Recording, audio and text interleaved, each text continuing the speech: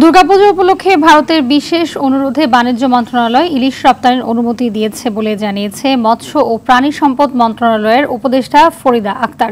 সচিবালয়ে মৎস্য ও প্রাণী সম্পদ মন্ত্রণালয়ে এক সভায় সাংবাদিকদের প্রশ্নের জবাবে তিনি কথা বলেন। উপদেষ্টা বলেন, বাণিজ্য মন্ত্রণালয় স্বাধীনভাবে ইলিশ রপ্তানির অনুমোদন দিয়েছে। আগামী 13 অক্টোবর থেকে 3 নভেম্বর পর্যন্ত 22 দিন ব্যাপী ইলিশ ধরা ও বাজারজাত বন্ধ থাকবে বলেও জানান উপদেষ্টা ফরিদা আক্তার।